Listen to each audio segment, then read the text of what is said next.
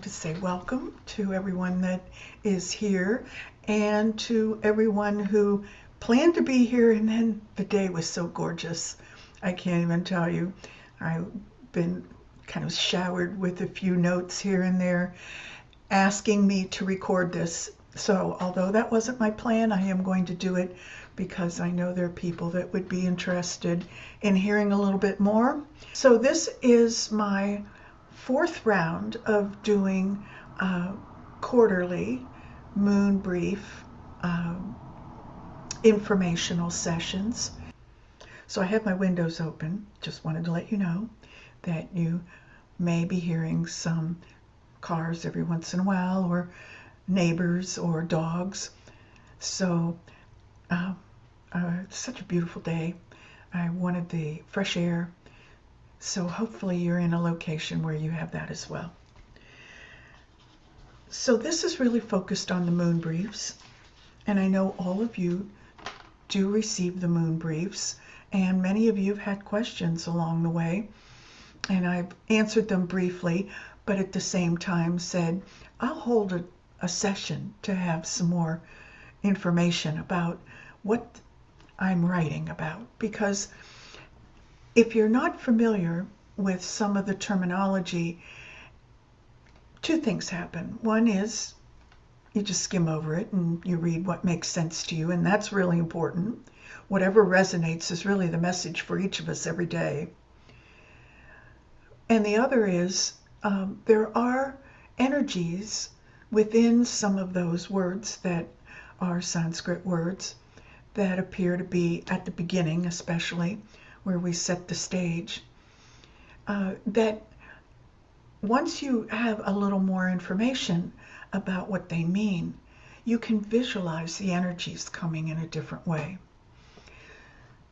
So off the top of my head, I'm going to just ask if anyone has any particular questions that they would like me to address first, or I can begin, well, there is no beginning to this, but I'll begin at a point in the moon's journey across the sky and around the earth. And as I get into different territory, there should be a way to just raise your hand or bring yourself onto the video, and we can just address the questions as we go along so that you're able to get the clarity that you want along the way. And if there are no questions along the way, well, that's okay too. So, well, let's start with that. Does anybody have anything that was top of mind that you brought?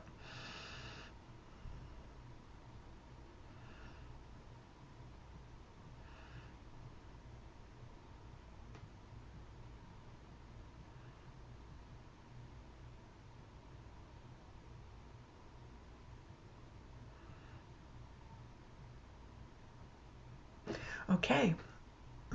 And I just had a couple people dial in, so I've got them on my phone, and we're all ready to go then. So let's talk about the moon briefs. And they are structured in a similar way. Once in a while I have a few things that I pop in, like I do a little review from the previous day, if I feel like some of the energies that emerged that day are relevant for the current day, where they may have set the stage for it. And I use that term a lot because that first region of the moon brief is, think of it as setting the stage.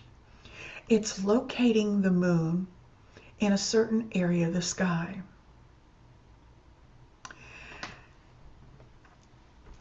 So the moon, well, let me tell you about the moon, and let me tell you about the Nakshatras. There are 27 Nakshatras. These are equally distributed in the regions of the 360 degrees of the moon's orbit around the earth. Now, they're there's a legend around that from the ancient texts. But also know that nakshatras have a scientific term as well. And in astronomy, the science of the sky, and Jyotish, which is Vedic astrology, is also the science of the sky, because we use the very same placements and measurements accurately as NASA and whoever else is putting satellites up there. I guess we could say Elon Musk and others who are, navigating the regions above our Earth. So we're primarily focused on the moon and the moon's journey around the planet Earth. So nakshatras are known in astronomy as lunar mansions, and I love that term because it gives you a sense of this is a place where certain energies live. And each of those nakshatras are lunar mansions or homes to one of Moon's wives. And he has 27 of them. So how did that happen? Well, there was a king who had 27 daughters. And came time for them to be married. And he said, I'm getting one husband for all 27. Now at this time, his daughters, the soon-to-be Moon's wives, weren't in the lunar mansions. They lived with their father in his abode. And the king interviewed different possibilities. And of course, the moon, some consider the moon as feminine. And there's only one time when the moon is feminine, and that's when the moon is with sun. Sun is masculine. Then moon takes on a feminine persona. So sun is the king, moon would be the queen.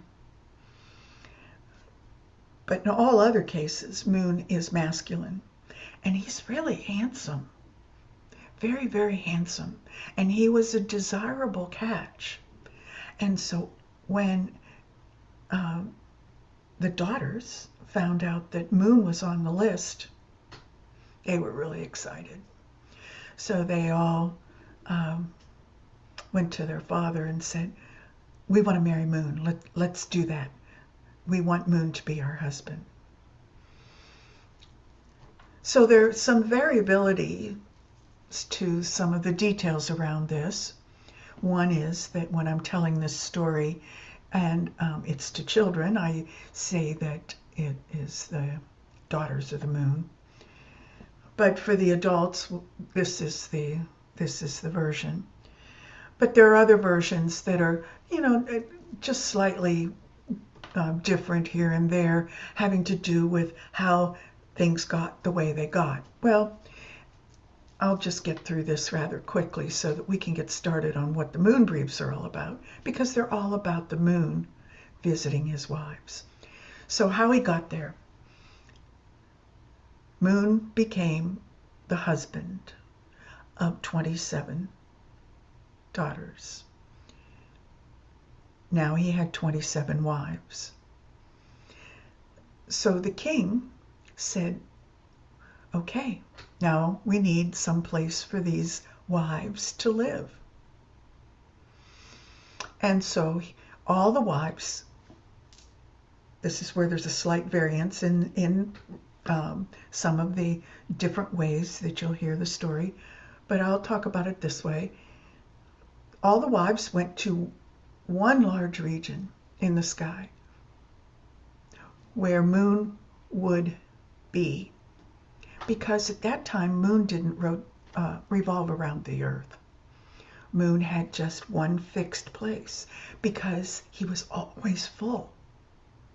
He was a full, bright moon in full relationship with the sunlight.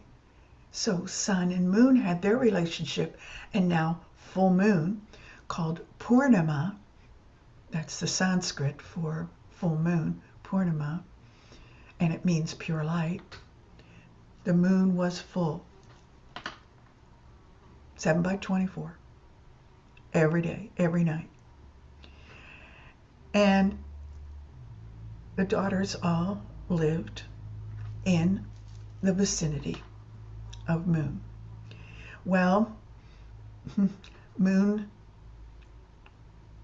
decided that Rohini, who is one of the Moon's wives, was the favorite. Now, Rohini resides in alignment with Taurus, and if we know anything about Taurus, we know that's a place where we're really comfortable. It's earthy, we're at home, the food's good, the senses are good, everything's beautiful, everyone gets along. And Rohini is a bit of an entitled. She was like the princess, right, of the daughters. And so she was always dressed beautifully. She had a golden chariot. And she had a special relationship with the serpents who brought her secrets from the earth. So Moon, of course, was just infatuated with her. That caused a problem. As you probably could guess, the other 26 wives were not happy because he spent all of his time with Rohini. So here they go, back to their father, and they said, this isn't working. Moon's not paying attention to us. He never comes to see us. He's always with Rohini. So the king got angry, and he used a weapon and hit Moon and knocked his light out. Now Moon was dark. Well, that was a problem for all of us here on Earth because we relied on Moon to regulate the energies of things like the oceans and the water. And how were we going to know when to plant and harvest our crops? Because that's all done by the Moon at that time. So there was a great rebellion on Earth, and that got all the gods involved. They came back to the king and said, we've got to fix this. This isn't working. So because it was a curse, it couldn't be removed, but it could be modified. So the way it was modified was to agree that each of the wives would have their own lunar mansion that would be on a circle or an orbit around the Earth. And they would be equally divided, 13 degrees, 20 minutes, that's what they get. And Moon would spend one day there and then go on to the next. And after he went around his 360 degrees, he will have visited all of them in 1 month. Well, that was going to work out okay. But we had to make arrangements with the sun because now there was an issue in that Moon was going to be receiving some of the sun light sometimes, and some of the times it would be decreasing. So the light would be waxing from the dark moon until full moon. He could be full again, and then it would wane. So they divided the orbit in half, and each half is called a paksha. So paksha is Sanskrit for half. So the moon spends half his time waxing, going from dark moon, Amavasya, to full moon, Purnava, and then the other half of his time he's waning, losing the sunlight because of the position of the earth, because they couldn't rearrange earth and sun and all of their all of their habits in the way that they moved around in the sky. So the curse held one time each month the moon would be dark. One time each month he would be able to be full again, like he used to be. But all the other times he was going to be just either gathering the light of the moon or losing the light of the moon, depending on the orbit. So that seemed to work out okay. So each one of those phases of the moon are called tithis, T-I-T-H-I, and you'll see that in the moon brief. So one of the first things that I put in the day is a little emoji of the actual phase of the moon, as close as the emojis have, and where the position of the sun is relative to that. So as moon is waxing, you'll see the sun on the right side. Sun, lunar. Lunar is the left side, sun is the right side. And then on the waning days, you'll see that I flip that. And sun is on the left and moon is on the right. So that's just another way to kind of decode another detail of the moon brief. So what else is important here? Each one of these sentences really have some things to decode. So then the next thing that shows up is good morning, and I mention the day. So each day has a planet that is represented by that day and holds space for the day. So we may know these already from our previous, existence as we've been through, but Sunday is Sun's day, Monday is Moon's day, Tuesday is Mars' day, Wednesday is Mercury's day, Thursday is Jupiter's day, and Friday is Venus's day, and Saturday is Saturn's day. So you can see the naming convention follows very closely, except for a couple of differences, like Tuesday for Mars and Friday for Venus. So that's important because a couple things happen here. Those phases or tithis of the moon all are governed by a planet. So some days it might be like today, Sunday. Well, the planet that's governing it, even though it's Sun's day, is not Sun. And because of that, there are two energies that are involved. Now, if we had Sunday happen when the moon was in a phase where the sun was governing that phase of the moon, that tithi of the moon, we know the energies are going to be really strong. Even when moon's life is waning, that's still going to be a punctuation point, like an inflection point, where the day, the varna, the day, and the actual who governs that phase of the moon come together. So for the most part, it's usually two different ones, but sometimes it synchronizes, and then those days become especially auspicious because the energies are aligned. So that's the story about the tithis. Now each of the tithis are numbered. We start with dark moon, Amavasya, and then the very next day, the first phase is called Pratapada. And basically it's just counting in Sanskrit. Pratapada is 1, Dvitiya is 2, Tritiya is 3, Chaturthi is 4, Panchami is 5, Shashti is 6, Saptami is 7, Ashtami is 8, Navami is 9, Dashami is 10,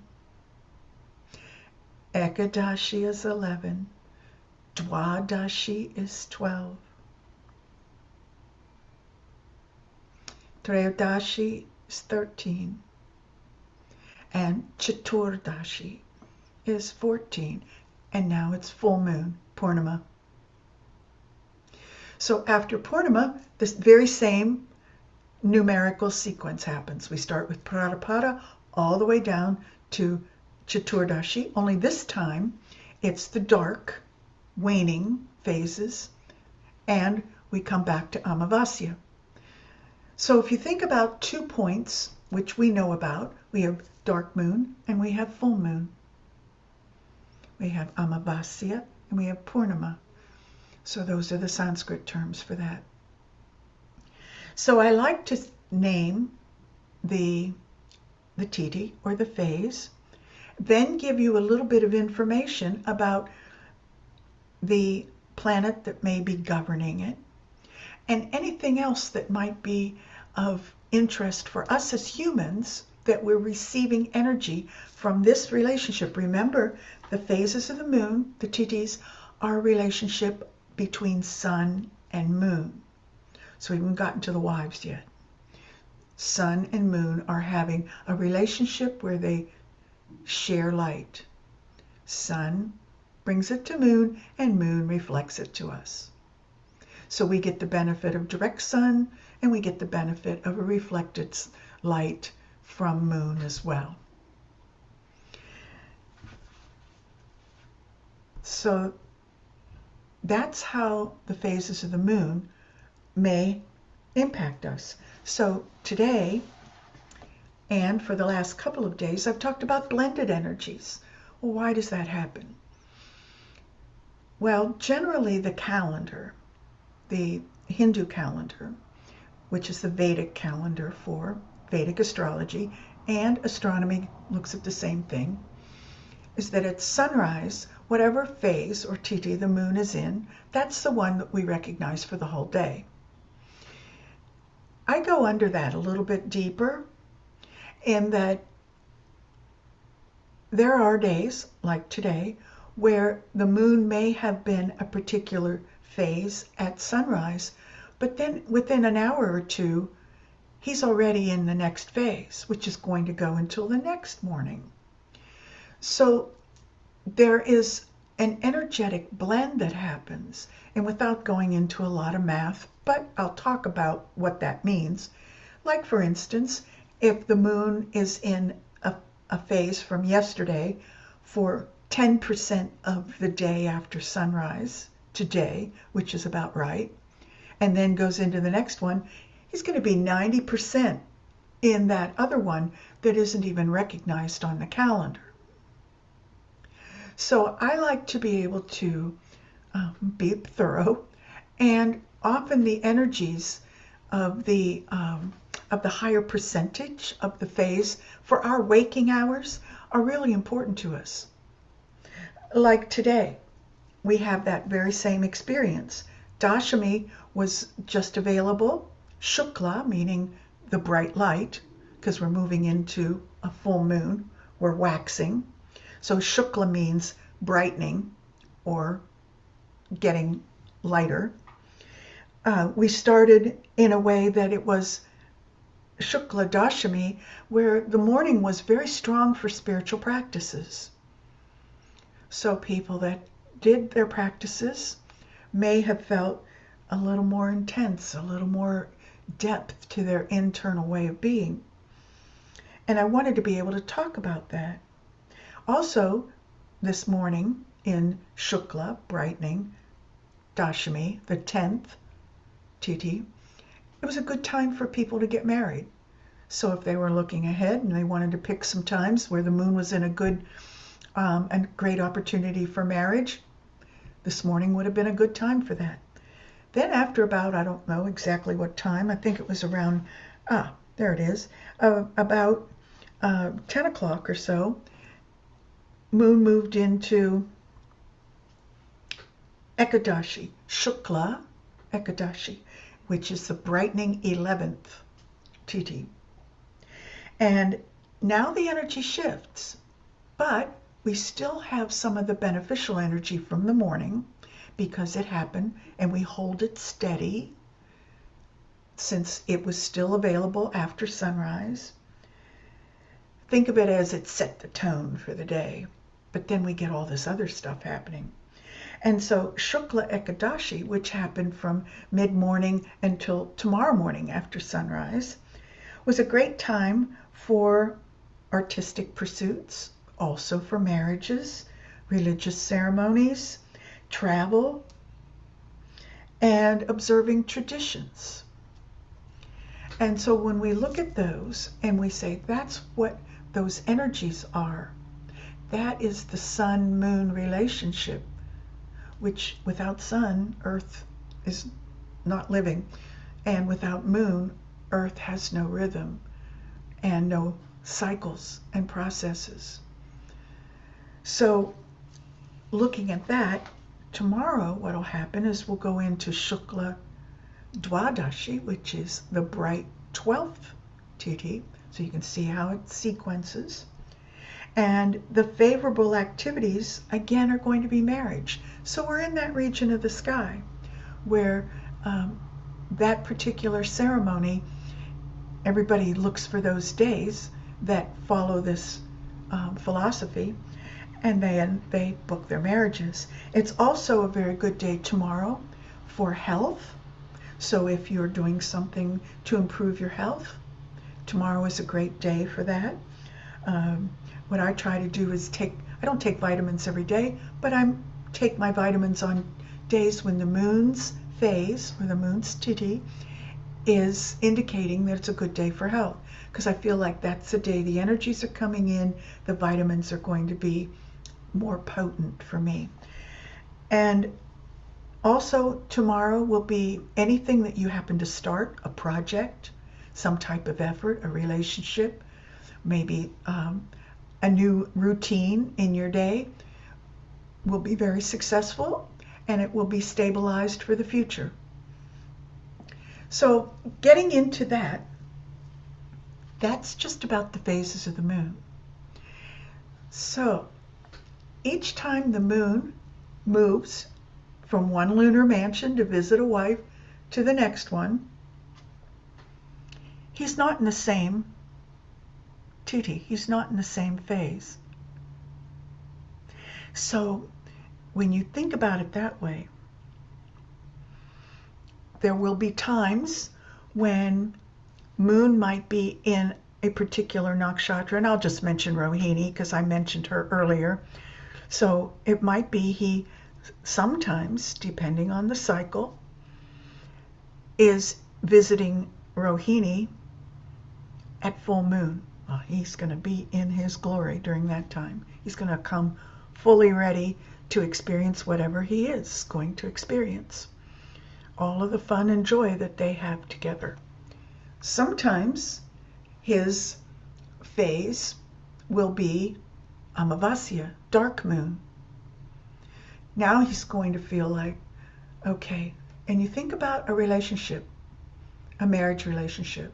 What happens, when the spouse comes home and is full of energy and really joyful? That sets a tone for the relationship for that duration. But when moon comes in Amavasya, he's in his dark stage. No light from the sun. He's not being nourished, and he's tired. It's like the end of his journey around Earth.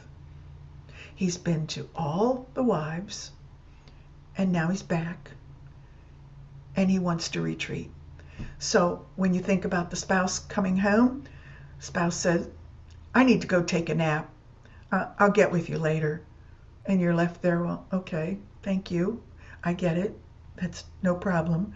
So think of how that relationship may be for the day, where Moon's going to want to be cloistered by himself to recover and rejuvenate. And so he's not going to be spending much time with his wife. So that impacts the wife and impacts the energies that come to us from each of the wives. So what is the role of the wife? The role of the nakshatra, the lunar mansion, holds the seeds to our karma. And for those of you that have had your birth chart done, I talk about that and show you where those seeds may show up in different areas of your life.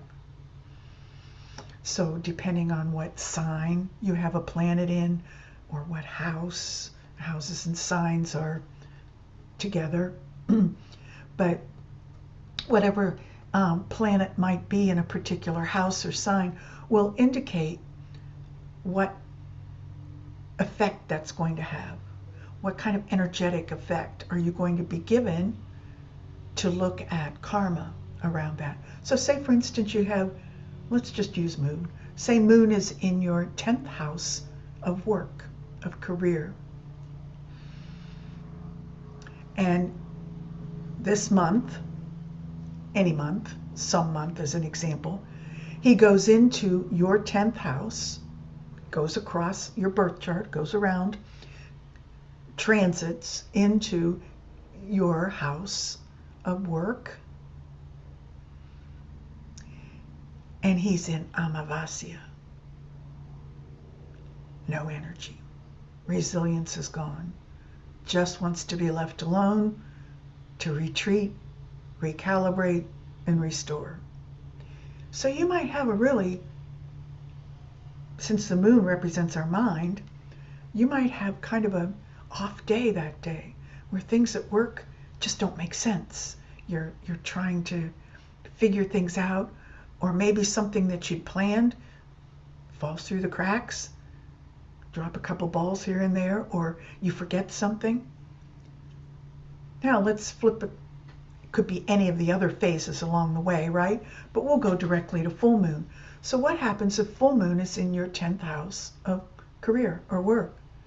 Now your mind is going to be vibrant. It's going to be really in tune. No brain fog, no confusion. Everything's bright. Decisions are made quickly. Ideas are flowing. And work just is a breeze. So when we follow the journey of the Moon and we look at the energies that are available to us each day, we can, one, get prepared, because if it's full moon, you're going to think, okay, I need to be careful I'm not overwhelmed today because it's pretty bright. Or if it's Amavasya, where it's dark moon, you're thinking, okay, I need to really think about just doing one or two things and really focus. That's an example. Or you do nothing different, because the energies, the karma that comes to you because you have a planet in a particular house that Moon is visiting, is just to give you an indication of what could be. It might be a challenge. It might be a benefit. It might be a reward of some type. Or it might just be something that needs to be considered. And we always are faced with these things in our lives every day, every minute. And we make choices about, do I attend to this or don't?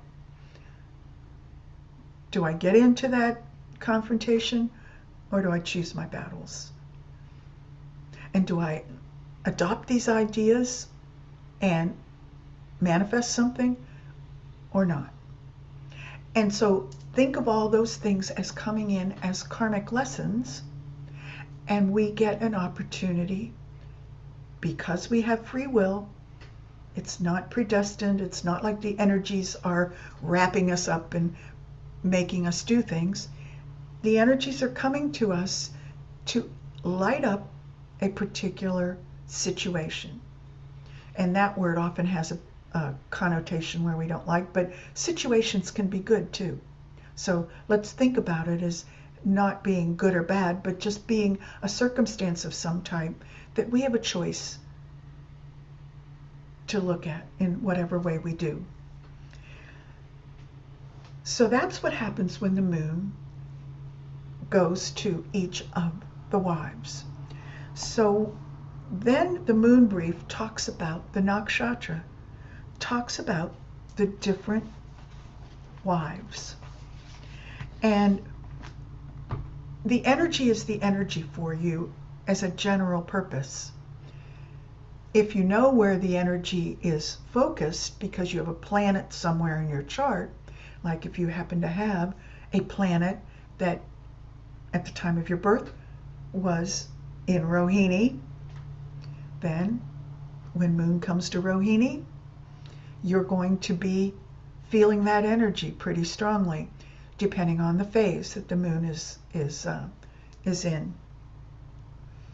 So if you don't have the birth chart, you can still enjoy and recognize that these energies are coming to you, and these choices, the karma, is coming. So I think of the nakshatras, the lunar mansions, as having a storehouse of karmic seeds. And when any planet, but we're talking about the moon, so we're going to stay with that for today.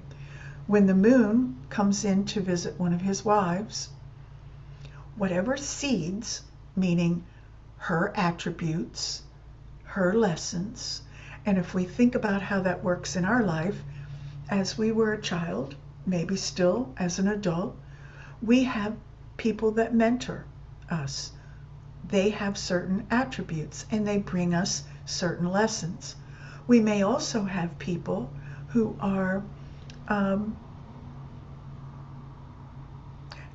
supervise us in some way. So there's a little more regulation around it. We may have people that are significant others. We may have parents still alive or not. We may have aunts and uncles. So we think about their personalities, their value systems, and the characteristics.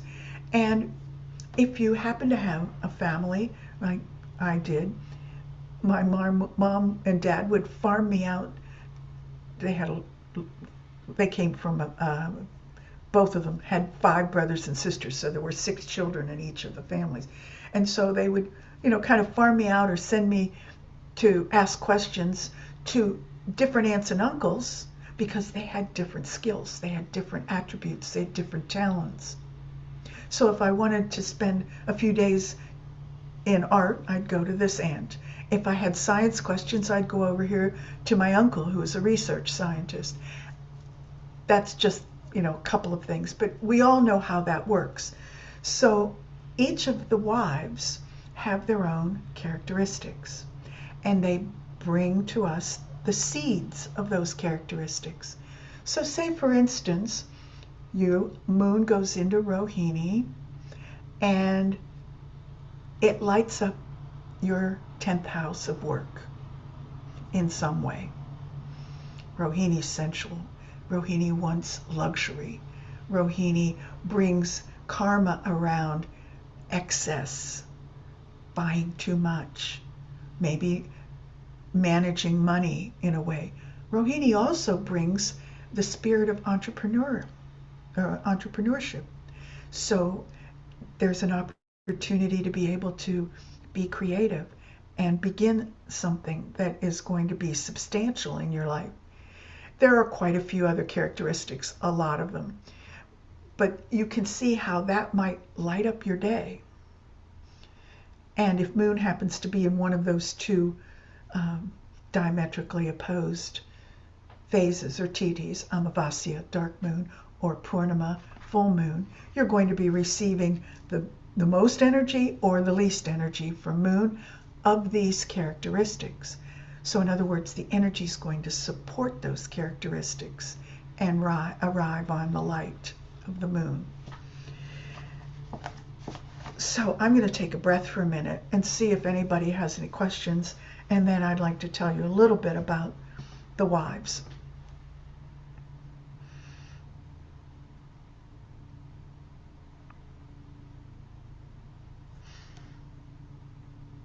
Okay, Great question. I have someone on the phone that has a question.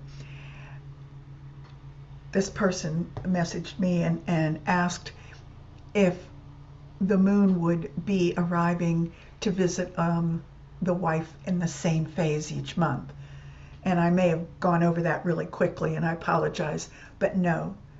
The moon, because of the fact that the moon goes through Nakshatras at 13 degrees 20 minutes, and we have 24-hour days, you can see things are a little bit off, which means that the moon will go through a different phase. Like, for instance, last month, full moon was in Hasta Nakshatra, where we learned to use our hands and became creative with things that we do with our hands.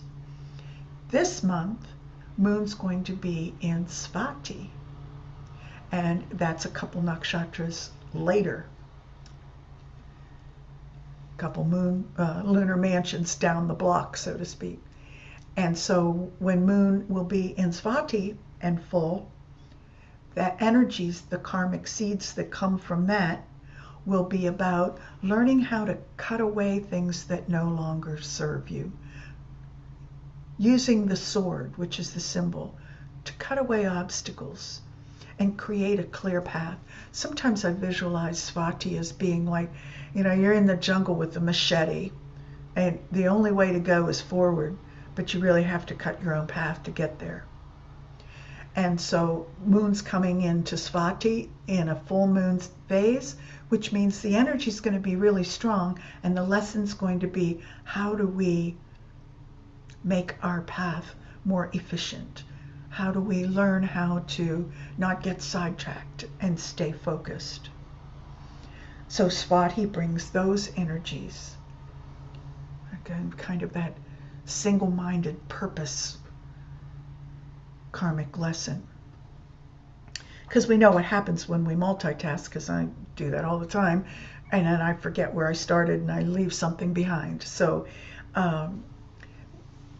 Svati is about holding the focus. And if something else comes in, we leave it over here for now until we have time to turn and look at it. So each of the wives, each of the nakshatras, have seeds of karma that have certain characteristics. They bring energies that facilitate the lessons of the karma.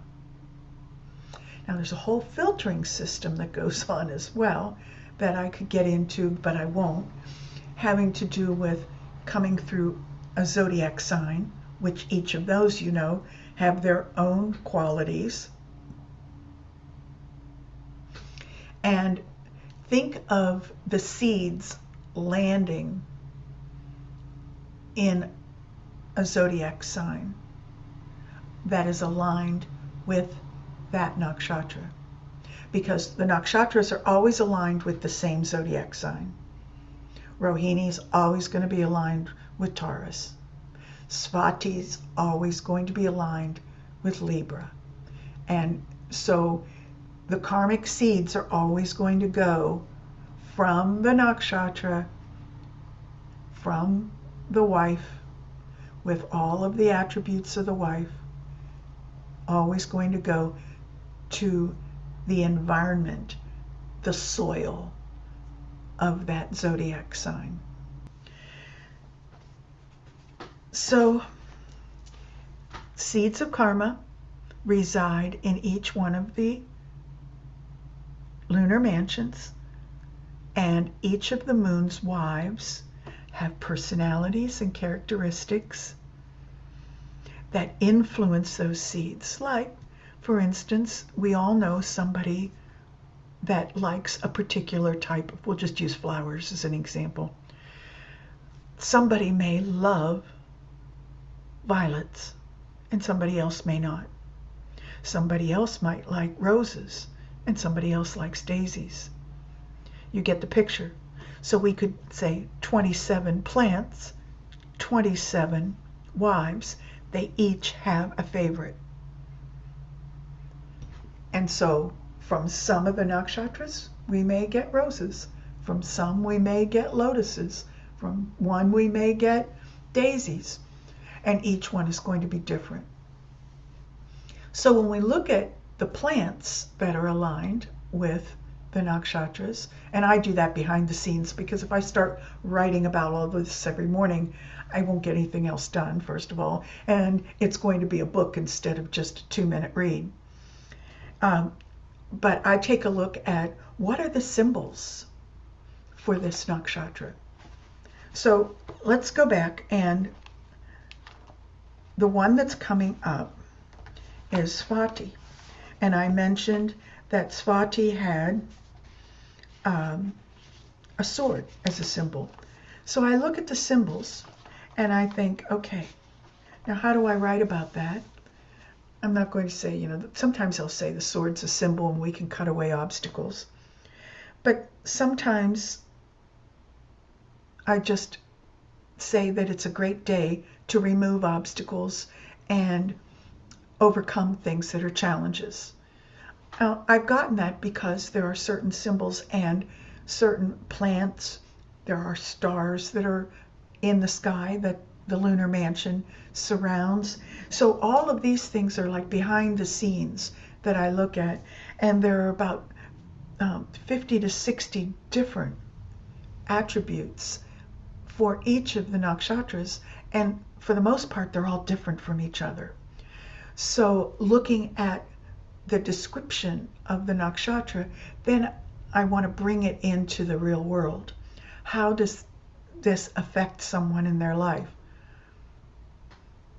Is it going to give them a joyful mood, or is this going to be a day where we're feeling a little bit sad, maybe under the weather? I try to write on a more positive note, but there are some nakshatras that are meant to be challenging and to, like for instance, Mula. And Mula means roots. So we have a chakra called Muladhara. That's the root chakra. So this nakshatra, Mula, tears the roots out. It weeds the garden, whether we want it weeded or not.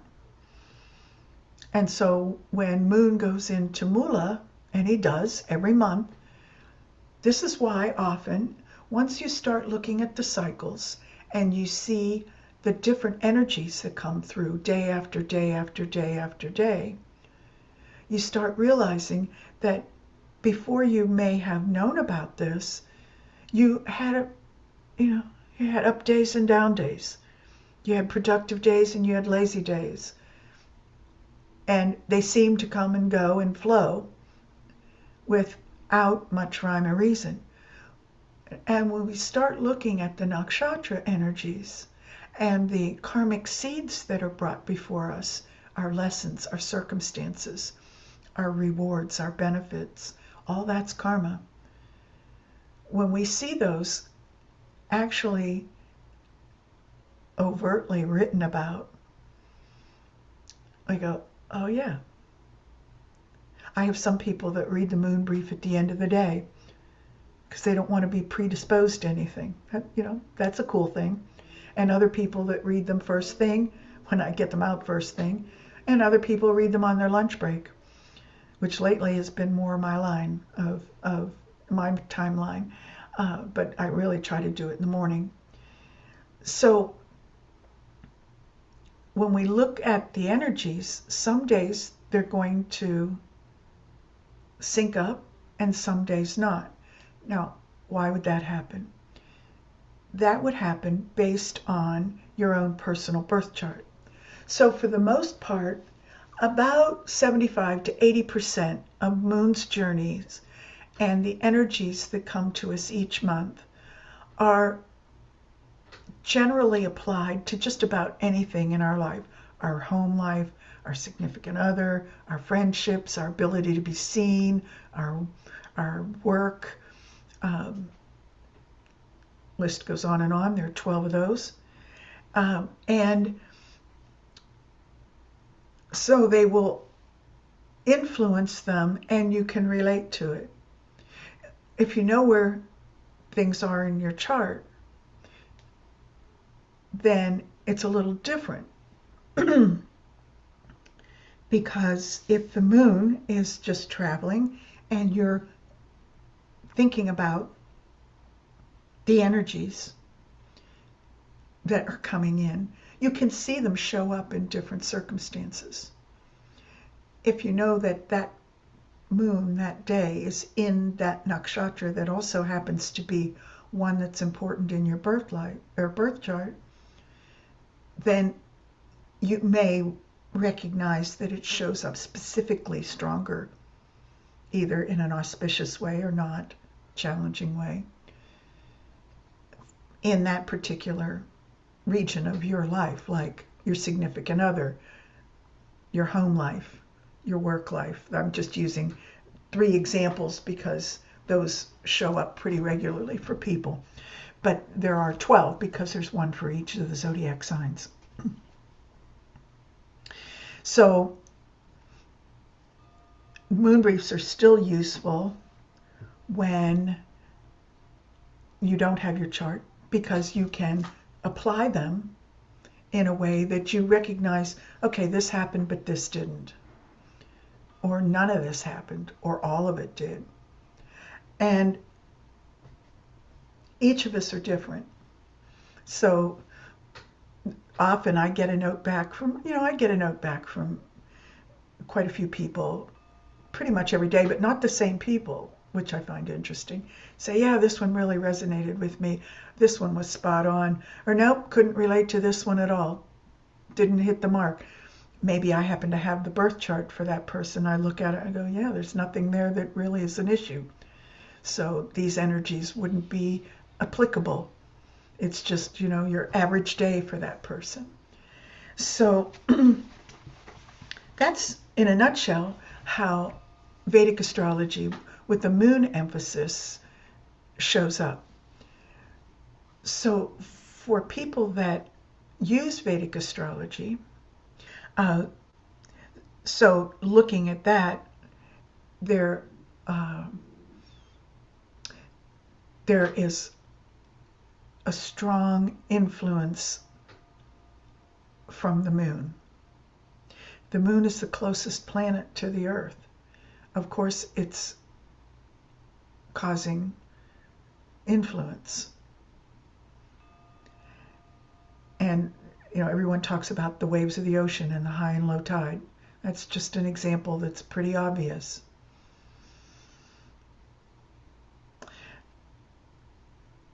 In Vedic astrology, the moon represents the mind.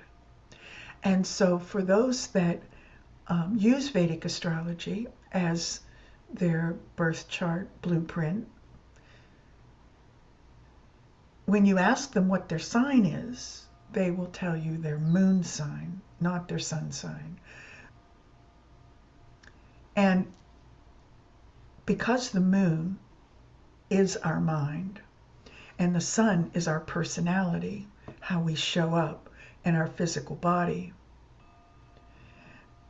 in Vedic astrology, we look at the moon as being the most important influence in our lives, bringing us all the things that I talked about having to do with karmic seeds, rewards or challenges and lessons, and the attributes of the day where the moon happens to be, which wife the moon is visiting.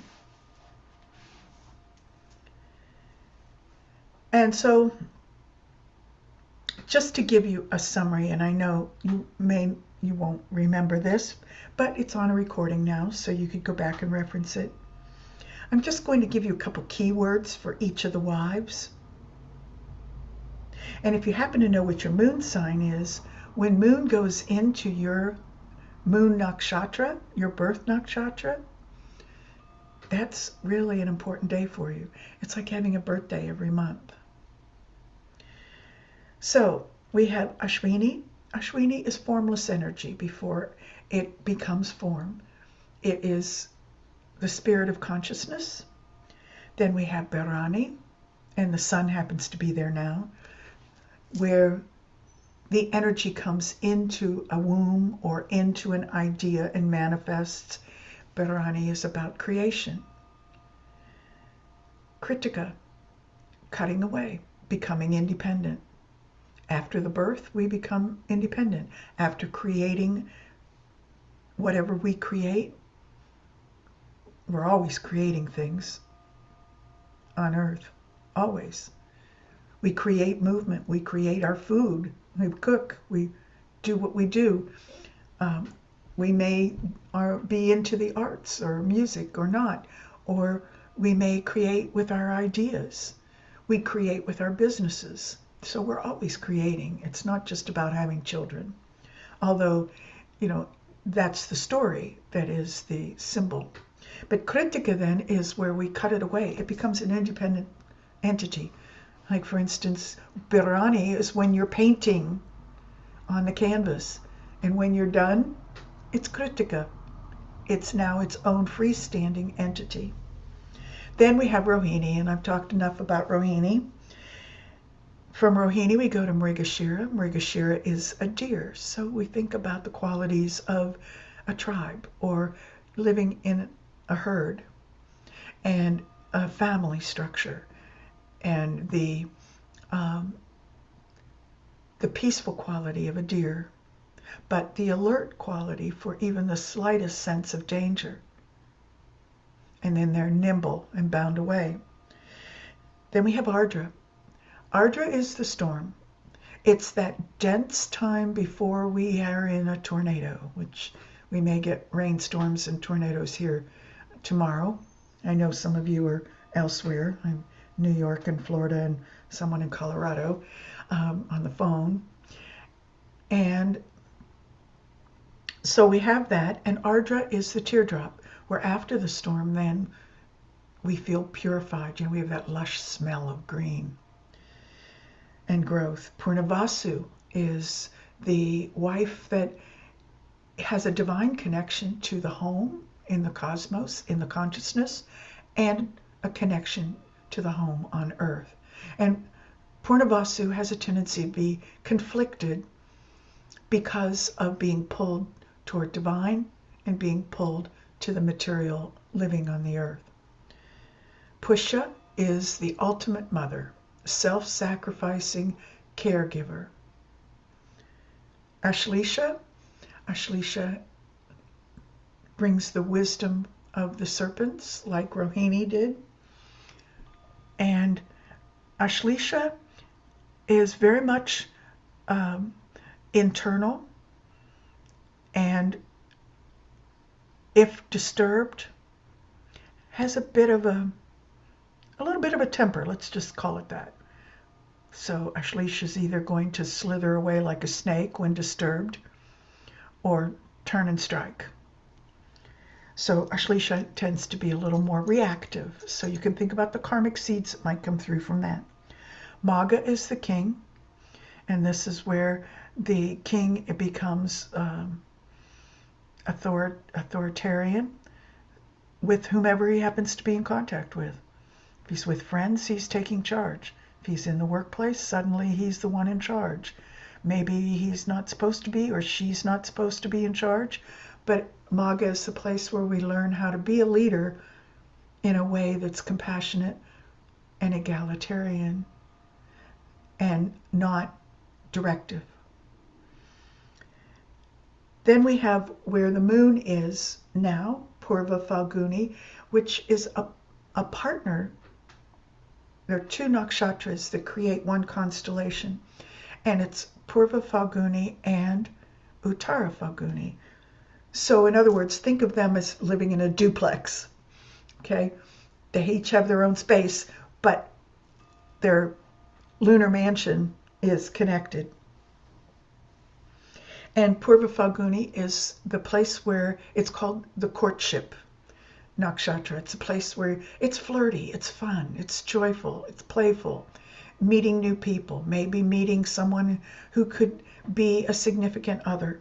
And then Uttara Falguni, which will be tomorrow, is the place where you take that relationship to the next level and make a commitment and go through the routines, the traditions, and the ceremonies to create a promise and hold the promise for the future. So those two mark kind of an adult way of coming into life. Hasta, I mentioned, means hand. It's where we actually build things, create things. We do things with the hands. Chitra's next, and Chitra's where we deal with our ego. Think of our bodies as a stone sculpture, and we have the celestial architect chipping away, creating our form, and opening the space to remove the ego so that our soul and our light can shine forward. So Chitra can be a little bit challenging, get some ego hits that day. Then Svati, I mentioned Svati. Mainly we talk about the sword and cutting obstacles away. Vishaka is a very powerful nakshatra. She has a tendency to do two things. One is she puts us as a lump of clay on a potter's wheel and spins the wheel to create us and form us. And then we're able to go through the other symbol for Vishaka, which is the stone archway, like Natural Bridge. It's the archway of transformation where we step through not knowing what's on the other side, but we go through purposely, expecting a transformation. Then we have Anuradha. Anuradha is the lotus nakshatra, where we start as seeds deep in the muck at the bottom of a dark, dark, dark pool of water. And from there, we make the best of it. We sprout, we rise to the surface and bloom in the sun. So it brings us from humble beginnings to very ornate results.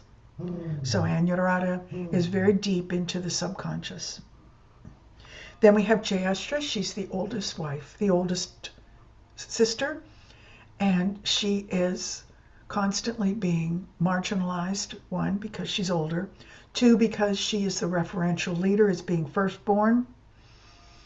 The other sisters don't appreciate the fact that she creates structure, but that's her role. She's also the one that brings the Kundalini energies to us, and she is the one that teaches yoga and meditation. Then we have Mula. I mentioned Mula, where we get the roots torn out. It's a transformation. In Vishaka, we learn to make the transformation by choice, not knowing what's ahead. Mula, no choice. Things get snatched away, and we have to make the best of it and rebuild. Then we have another partner, what I call them partner nakshatras, Purvashada and Uttarashada. These two wives, again, are, think of the duplex.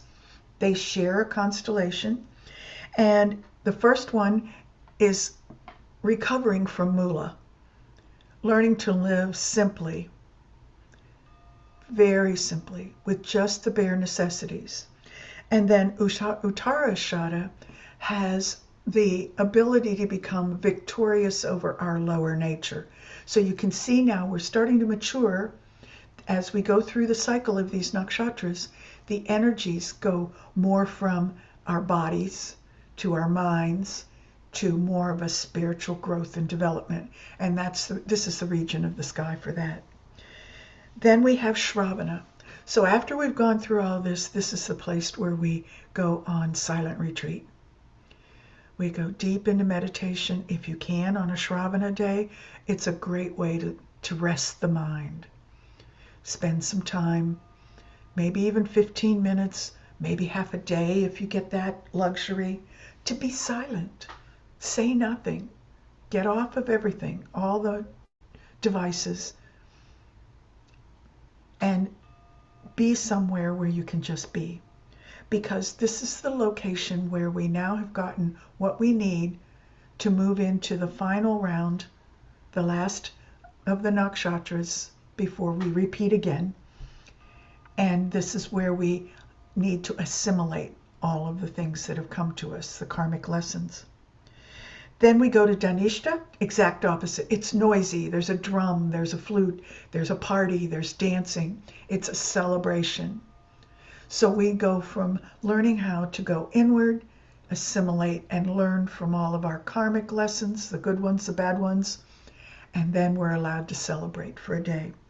From there, we go to Shadabishak, where we then can go through another round of healing. It's the 100 healers with 100 stars in the constellation. And we may use herbals, or we may use Ayurvedic kinds of supplements that help our bodies. We may fast. So it gives us a more global sense too.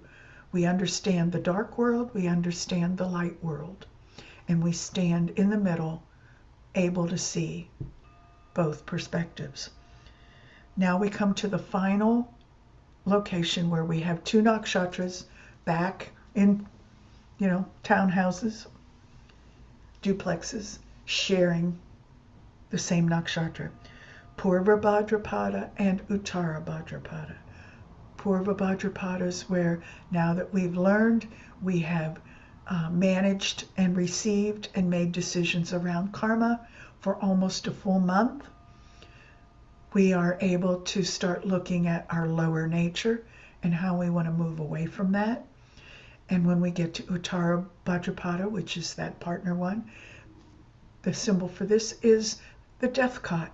We're ready to let things go, to remove things from our lives and move away from anything that's been holding us back, binding us, be it self-talk or something external. And we begin to release, because the next nakshatra is Revati. And Revati is thinking about going into the mist.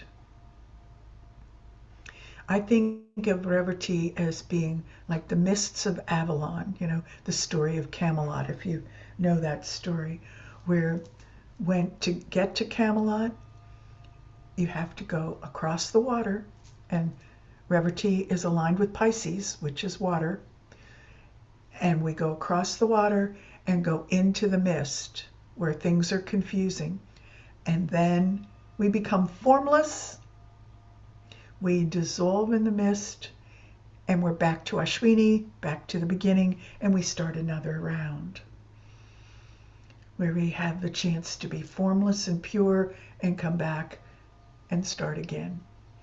So each month is an opportunity to learn and grow.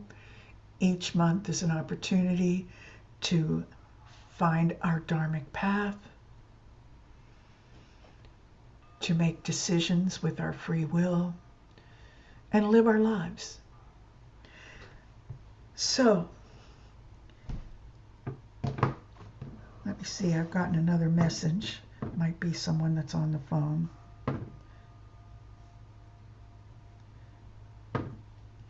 Okay. They said thank you, so I guess that made sense.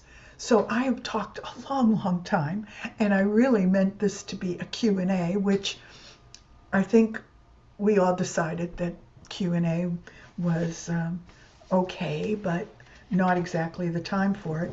So maybe now there is the time, because we have about 10 or 15 more minutes to see if anybody had anything along the way that it was a lot. I know it's a lot, and I've been at this for, a good portion of a lifetime.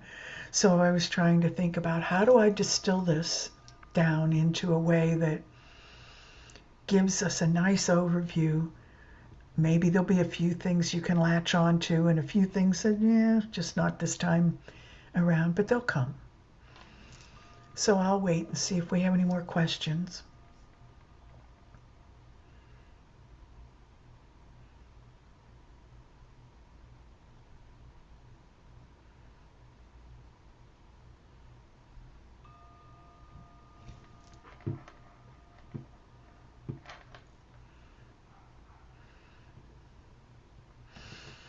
Okay. Well, if anybody is interested in their chart, I would be glad to talk to you about that. And May, I am doing a birth chart sale to get people moving from spring into summer. And in June, and July, I will be doing a series of 5 short workshops, roughly 2 hours. I believe there are 2 in June and maybe 3 in July, or it could be the other way around, 3 in June and 2 in July. And they will be based on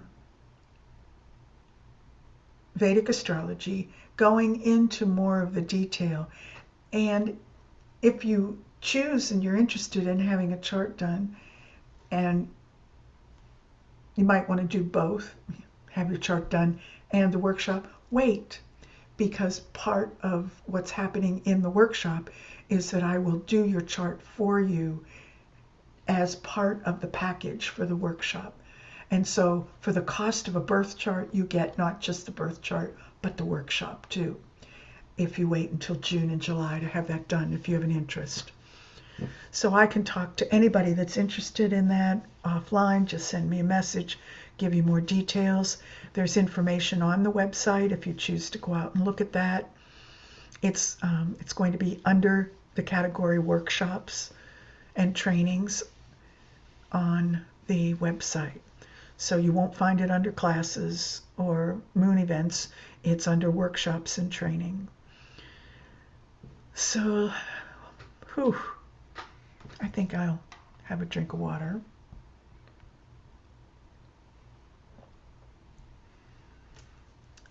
And if I don't have any more questions, that's about it for the topic today, without going into another layer that would be a bit involved and maybe be more confusing than today may already have been. But hopefully you got a few nuggets out of this. Yes, love this. Workshop training, signing up. Okay, great. We'll see you there, Sonam. That would be super. And like I said, part of that workshop is that you get your birth chart done, because we will be referring to it during that time. You'll learn how to read your own chart. All right, let's close with a meditation. This time we'll come to Anjali Mudra, bringing Anjali Mudra to the Anahata. And we'll close with 3 ohms and then a mantra for peace.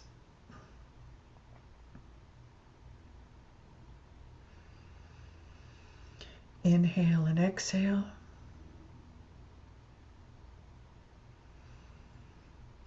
Inhale.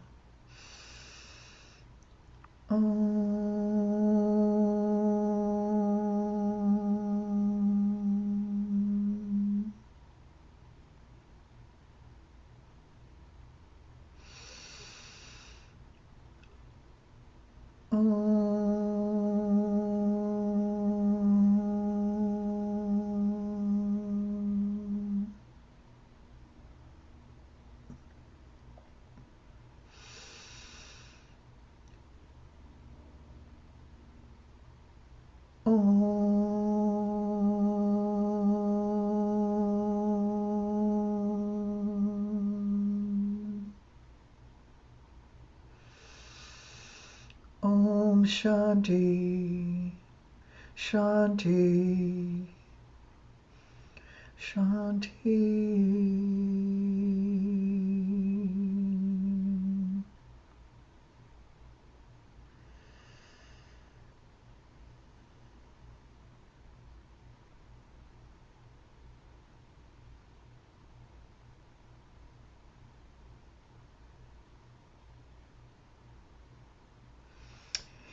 Thank you, everyone. And thank you to those of you that called in. There were no screen share images, so calling in worked out okay for you as well, I hope. And I look forward to hearing from you. And if you would like a copy of the video, please, I'm going to make it on demand, so just send me a message and say, video please, and it can be in text or in Facebook Messenger.